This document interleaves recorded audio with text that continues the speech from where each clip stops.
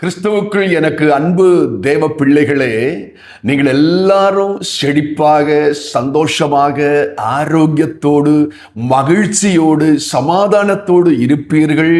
ஏனென்றால் தினந்தோறும் நான் உங்களுக்காக என் ஆண்டவரை நோக்கி பிரார்த்தனை செய்து கொண்டிருக்கிறேன்.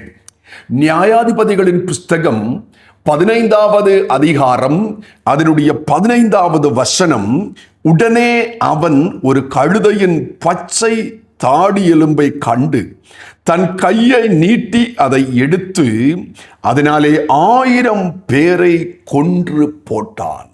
கவனிங்க, சிம்சோனை அழிக்கும்படியாக ஒரு பெரும் சேனை, பெலிஸ்திய சேனை சிம்சோனை சூழ்ந்திருக்கிறது.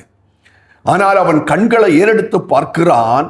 பயனற்ற ஒரு பச்சை தாடி எலும்புதான் தனக்கு ஆயுதமாக கிடக்கிறது. அவன் யோசிச்சிருக்கலாம், கரத்திலே ஆயுதத்தோடும் பட்டயத்தோடும் ஈட்டியோடும் தன்னை அழிக்கும்படியாய் கடந்து வருகிற இந்த பெரும் சேனையின் கரத்திலிருந்து நான் காப்பாற்றிக் கொள்வதற்கு, விடுதலை பெறுவதற்கு இந்த கழுதையின் பச்சை தாடி எலும்பை கொண்டு நான் என்ன செய்வேன் என்று அவன் யோசித்திருக்கலாம். எனக்கு அன்பு பிள்ளைகளே, நீங்களும் நானும் சில நேரத்தில் நினைப்பது உண்டு, என் கரத்திலே கொடுக்கப்பட்ட இதை கொண்டு நான் என்ன செய்ய முடியும்?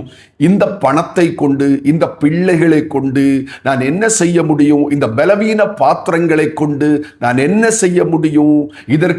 இதை கொண்டு நான் என்ன எப்படி பயன்படுத்த முடியும் என்று ஒருவேளை நாம் சோர்ந்து போயிருக்கலாம். ஆனால் அன்பு பிள்ளைகளே, நம் கரத்திலே கொடுத்திருப்பது எதுவாக இருந்தாலும், ஒருவேளை பணமாக இருக்கலாம், நம்முடைய வேலையாக இருக்கலாம், நமக்கு ஆண்டவர் கொடுத்த பிள்ளைகளாக இருக்கலாம், நம்முடைய பார்வைக்கு அது பலவீனமாக இருக்கலாம். ஒருவேளை நம்முடைய பிள்ளைகள் பலவீன பிள்ளைகளாக இருக்கலாம், ஞானமற்றவர்களாக இருக்கலாம், மற்றவர்களை பார்க்கிலும் அவர்கள் சிறந்தவர்கள் அல்லாமல் இருக்கலாம். ஆனால் ஒன்றை நீங்கள் கவனியுங்கள், கொடுத்தது கர்த்தர் என்றால் நமக்கு கொடுக்கப்பட்ட பலவீன பாத்திரமாக இருந்தாலும் அதை கொண்டு ஆமென் மேன்மையான காரியங்களை, அற்புதமான காரியங்களை செய்ய ஆண்டவர் வல்லவராயிருக்கிறார். உங்கள் கரத்திலே கொடுக்கப்பட்டது உங்கள் பார்வைக்கு கழுதையின் தாடி எலும்பை போல விலை மதிப்பில்லாததாக இருந்தாலும் அதை கொண்டு சிம்சோனின் கரத்திலே பயன்படுத்தினதை போல உங்கள் கரத்திலே பயன்படுத்த ஆண்டவர் வல்லவராயிருக்கிறார்.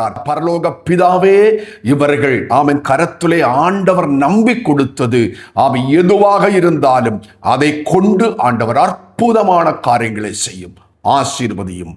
இயேசுவின் நாமத்தில் ஜெபிக்கிறோம் எங்கள் நல்ல பிதாவே, ஆமென்.